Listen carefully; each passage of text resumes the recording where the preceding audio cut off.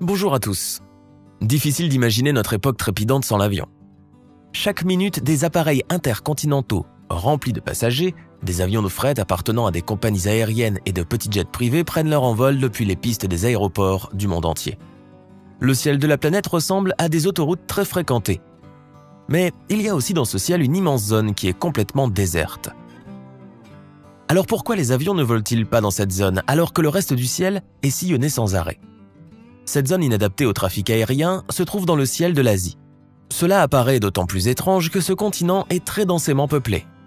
À l'exception d'un territoire très inhospitalier, 5 fois plus grand que la France mais peuplé d'à peine 2 millions d'habitants. Le Tibet, le toit du monde. Quant au plateau tibétain, c'est le plus étendu et le plus élevé du monde. Sa superficie est de 1,2 million de kilomètres et il se situe à une hauteur moyenne de plus de 4000 mètres au-dessus du niveau de la mer. La première tentative de traverser le plateau par voie aérienne a eu lieu pendant la Seconde Guerre mondiale. Des pilotes britanniques se sont alors portés volontaires pour livrer des cargaisons militaires depuis l'Inde orientale jusqu'à Kunming en Chine. À première vue, l'itinéraire de 840 km leur semblait tout à fait réalisable. Mais ils passaient par les hautes marches du plateau tibétain où les avions rencontraient des turbulences extrêmement fortes et des vents si puissants que les avions étaient chahutés comme des brindilles dans une mer déchaînée. Avec la menace des chasseurs japonais, la zone s'avéra presque impraticable. En 42 mois d'affrontements, 594 avions furent abattus dans le ciel du Tibet. Évidemment, la guerre est terminée depuis longtemps. Et les avions modernes sont aussi différents de ceux de cette époque qu'une fusée peut l'être d'un dirigeable. Mais la zone morte au-dessus du Tibet demeure. Première cause, l'altitude du plateau, car les crêtes tibétaines atteignent pratiquement la hauteur de vol des avions commerciaux. Voler entre des sommets montagneux est très difficile, surtout lorsque cela est associé à un autre danger. Les turbulences importantes provoquées par la faible différence entre l'altitude des sommets et celle des routes aériennes. Qui vole souvent sait combien il est désagréable de pénétrer dans ces zones de vibrations anormales et parfois inquiétantes. De fortes turbulences peuvent entraîner la dépressurisation de l'avion et dans un tel cas, le pilote ne dispose que de 20 minutes pour faire descendre l'appareil à 3000 mètres d'altitude. Car après ce délai, les réserves d'oxygène à bord sont épuisées. Et comment descendre à une telle altitude au Tibet ? Il n'y a pratiquement pas d'endroit aussi bas. Par ailleurs, les vents de la région sont très forts, surtout dans le nord du plateau tibétain, ce qui accroît les risques d'accidents d'avion. Les basses températures que l'on retrouve à cette altitude et dans la région jouent également un rôle négatif.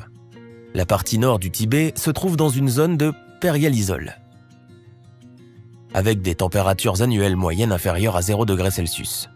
Mais pourquoi est-ce dangereux ?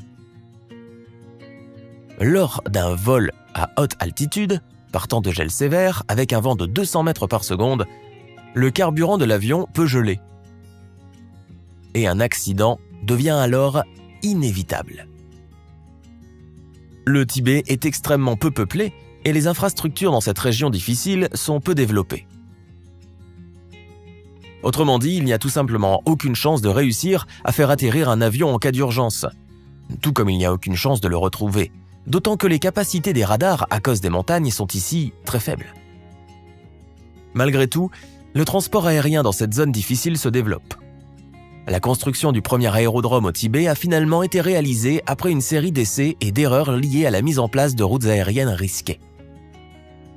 En mai 1956, un petit aéroport a été construit au sud-ouest du xian de Damsung, à une altitude de 4200 mètres. Les premiers avions qui ont volé vers cet aéroport étaient des Il-12 soviétiques. Ces vols étaient considérés comme des exploits et l'aéroport n'a pas existé longtemps. Des vols réguliers systématiques ont commencé en 1965 seulement. L'aéroport de Lhasa Gangar est aujourd'hui le principal aéroport du Tibet. Et en plus d'être une plaque tournante pour le transport aérien, reliant plusieurs aéroports intérieurs tibétains. Il est situé à une altitude de 3570 mètres au-dessus du niveau de la mer et la longueur de la piste est de 4000 mètres. Cette longueur inhabituelle est nécessaire en raison de la rareté relative de l'oxygène, car Lhasa Gangar est l'un des aéroports du monde dont l'altitude est la plus élevée. À une distance de 30 km, l'aéroport est déjà entouré de montagnes, dont l'altitude varie de 5000 mètres à 6000 mètres. En 2010, Ngarigunsa, un autre aéroport de haute altitude, a commencé ses opérations au Tibet. Il est situé à 4274 mètres au-dessus du niveau moyen de la mer et il est surtout utilisé par les militaires. Mais en dépit de l'optimisme des autorités chinoises quant au potentiel de développement de l'aviation au Tibet, le ciel du plateau reste encore désert. Car malgré les progrès de l'aviation moderne, les dangers du plateau tibétain, dont sa très haute altitude, les fortes turbulences, les vents violents et l'absence de sites d'atterrissage d'urgence, demeurent des éléments cruciaux dans le choix d'une route aérienne. Le haut niveau de sécurité exigé par l'aviation civile rend nécessaire de choisir les routes aériennes avec la plus grande prudence. Car après tout, il vaut mieux gaspiller temps et carburant que de mettre les passagers en danger. C'est tout pour aujourd'hui. Et vous, connaissez-vous d'autres zones qui sont fermées à la circulation aérienne? Écrivez-le nous dans les commentaires et à bientôt!